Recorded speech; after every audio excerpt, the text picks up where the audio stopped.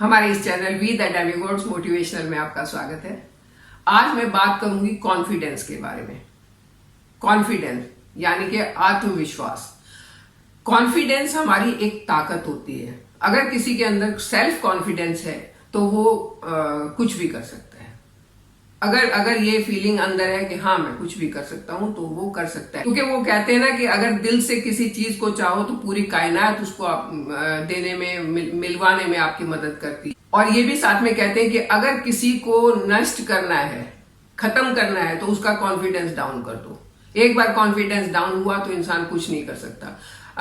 कभी कभी होता है हम बहुत गलती करते हैं, कभी बच्चों को डांटते हैं और बच्चों को ये बोल देते हैं कि ये तुम्हारे बस का नहीं है, तुम ऐसा नहीं कर सकते हो। और ये सबसे बड़ी गलती करते हैं पेरेंट्स या टीचर। जो बच्चे को ऐसा बोलते हैं वो सबसे बड़ी गलती करते हैं, क्योंकि ऐसा बोलने से, ऐसा बार बार सुनने से बच्चे का कॉन्फिडेंस लूज होता है। और जितना कॉन्फिडेंस लूज होता है उतना वो पिछड़ता जाता है, चाहे वो खेल में हो, चाहे वो पढ़ाई में हो, चाहे किसी दूसरे काम में हो। तो सबसे बड़ी चीज है कॉन्फिडेंस को बढ़ाना। वो कॉन्फिडेंस कैसे बढ़े? वो कॉन्फिडेंस बढ़ता है, पहली बात तो अपने अंदर एक पॉजिटिविटी लाना कि हाँ मैं कर सकता हूं। उसके बाद फैमिली से सपोर्ट मिलना, उसके बाद पेरेंट्स से सपोर्ट मिलना, सोसाइटी से सपोर्ट मिलना, और इन सब चीजों से कॉन्फिडेंस बढ़ता है। कॉन्फिडेंस बढ़ता है अपनी पर्सनैलिटी से। अगर आपके अंदर एक विश्वास है कि हाँ मैं ये काम कर सकता हूँ, हाँ मैं आगे बढ़ने से नहीं रुक सकता हूँ, तो कॉन्फिडेंस अपने आप आ जाएगा। और जब आप कॉन्फिडेंस के साथ बात करेंगे, आप बार बार देखते होंगे जो लोग इंटरव्यूज वगैरह में भी जाते हैं, चाहे वो स्कूल के एडमिशन का इंटरव्यू है या वो कॉलेज के एडमिशन का इंटरव्यू है या किसी जॉब का इंटरव्यू है, अगर कोई कॉन्फिडेंस से अंदर घुसता है और कॉन्फिडेंस से जवाब देता है तो उसका सिलेक्शन हो जाता है। लेकिन जो डरे हुए दब्बू से होते हैं उनका सिलेक्शन नहीं होता है। क्यों? क्योंकि उनके अंदर कॉन्फिडेंस की कमी है। तो इसी पहले मैं आपको एक स्टोरी बताती हूँ कि कॉन्फिडेंस हमें कहाँ से कहाँ पहुंचा सकता है, फिर बात करेंगे कि इसको कैसे बढ़ा सकते हैं। बहुत पहले की बात है, एक बिजनेसमैन था और किसी कारण से उसका बिजनेस जो था वो धीरे धीरे करके खत्म होना शुरू हो गया, चौपट होना शुरू हो गया आप कह सकते हैं। और वो बहुत दुखी हुआ। उसके मन में बार बार ये आ रहा था कि इसके बाद मैं क्या करूंगा, इसके बाद मैं क्या करूंगा। और जितना उसके मन में ये आ रहा था उतना ही अगले दिन उसको दूसरी किसी चीज से नुकसान सुनने में मिल रहा था। कहने का मतलब ये है कि धीरे धीरे करके उसका कॉन्फिडेंस लूज होता जा रहा था कि मुझे तो हर दिन नुकसान हो रहा है, मैं बिजनेस को कैसे चलाऊंगा, मैं कैसे बढ़ाऊंगा, कैसे क्या करूंगा, इस तरीके से। और वो इसी कारण से बहुत ज्यादा दुखी होके और घर से बाहर निकल गया, थोड़ा सा बाहर घूम के आता हूँ, जाके एक पार्क में बैठ गया। और पार्क में बैठ गया सिर पकड़ के, ऐसे सोच रहा था कि अब मैं क्या करूं, कैसे मैं अपने आप को बचाऊं, कैसे मैं अपने बिजनेस को बचाऊं। और उसके मन में बार बार एक ही ख्याल आ रहा था, मैं नहीं बचा सकता। तो इतने में एक बुजुर्ग सा आदमी आया उसके पास और आके बैठ गया। बैठ के वो पूछने लगा, अरे भाई तुम इतने दुखी क्यों दिख रहे हो, तुम ऐसे करके क्यों बैठे हो?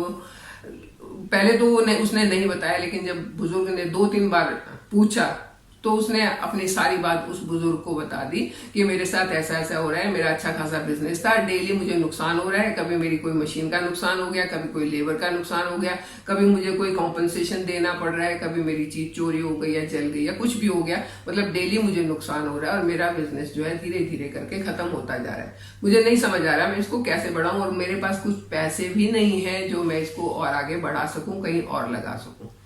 तो उस बुजुर्ग ने कहा, देखो बेटा मैं बहुत ज्यादा अमीर तो नहीं हूं, लेकिन मेरे पास कुछ पैसा है बैंक में जो मैं आपको दे सकता हूं, और जब आपका बिजनेस ठीक चल जाएगा तो आप मेरा पैसा मुझे वापस दे देना। उसने अपनी जेब से चेकबुक निकाली और 50,000 पाउंड का एक चेक काट के उस बिजनेसमैन को दे दिया कि ये मैं तो अब बुजुर्ग हूं, मुझे ये पैसे आज नहीं चाहिए, जब चाहिएंगे मैं तुमसे ले लूंगा, तुम इसको अपने बिजनेस में लगा लो और अपना काम करो। दुखी होने की जरूरत नहीं है, क्योंकि दुखी होने से कुछ काम बनता नहीं है।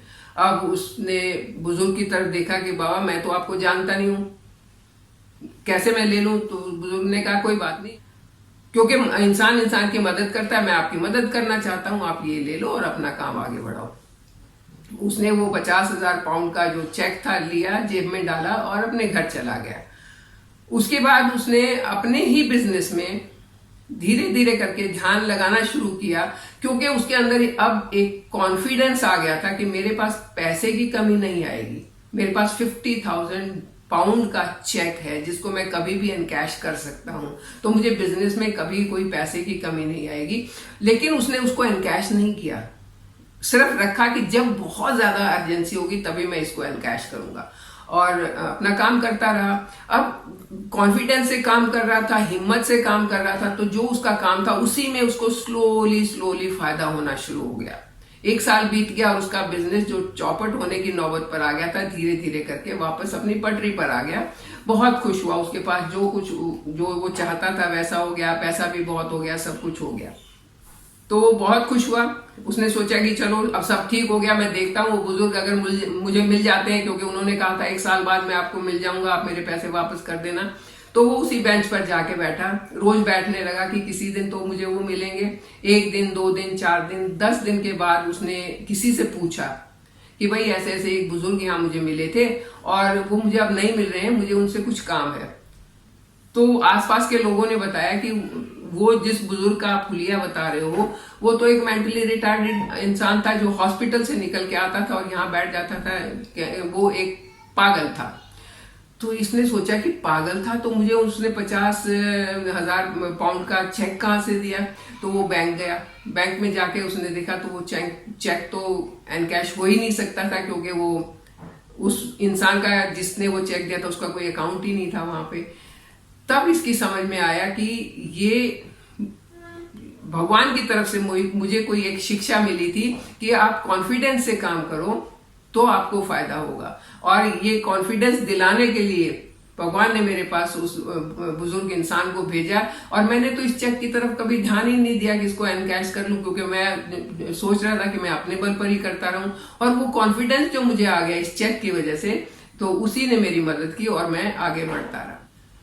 तो moral of the story is कि it is your confidence which can help you, not any other person. जब तक आपको कॉन्फिडेंस नहीं होगा, आपकी कोई भी दूसरा इंसान मदद नहीं कर सकता। हाँ, अगर आपका कॉन्फिडेंस पूरा है तब आपको थोड़ी सी सपोर्ट कहीं से मिल जाती है तो आप बहुत अच्छे से काम कर सकते हो। नेवर लूज योर कॉन्फिडेंस, क्योंकि कॉन्फिडेंस ही हमारी ताकत है, जिसको कोई चुरा नहीं सकता है, जिसको कोई लेके जा नहीं सकता है, कोई बांट नहीं सकता है। मेरा कॉन्फिडेंस मेरे काम आएगा, मेरे कॉन्फिडेंस को कोई मुझसे छीन नहीं सकता है। और कोशिश ये रखनी चाहिए कि अगर कोई ऐसी कोशिश भी करे कि मेरे कॉन्फिडेंस को डावाडोल करने की कोशिश करे, तो मेरे अंदर इतनी पॉजिटिविटी होनी चाहिए कि मैं उस कॉन्फिडेंस को नहीं छोड़ूं। यही सफलता का एक राज है, इसी से हमें सफलता मिल सकती है। तो आई होप आपको ये स्टोरी भी अच्छी लगी होगी। आप अपने कॉन्फिडेंस को कभी लूज मत होने दें। चाहे कोई कभी कभी होता है ना कि कोई मायूसी हो गई है, अगर मैं फिर से पढ़ाई का एग्जांपल देती हूँ, तो अगर एक बार मार्क्स कम आ गए, कोई बात नहीं, मेहनत करो, कॉन्फिडेंस क्यों लूज करना है। फुल कॉन्फिडेंस के साथ फिर मेहनत करोगे, अच्छे मार्क्स आ जाएंगे। फुल कॉन्फिडेंस के साथ दूसरी बार इंटरव्यू देने जाओगे, अच्छी नौकरी मिल जाएगी। अपने कॉन्फिडेंस को मत लूज होने दो, यही सफलता की कुंजी है, यही सफलता का राज है। तो आप रहिए फुल कॉन्फिडेंट, मेरे साथ बने रहिए, क्योंकि मुझे भी पूरा कॉन्फिडेंस है कि आप मेरे साथ बने रहेंगे। मेरे चैनल को सब्सक्राइब करेंगे। Thank you.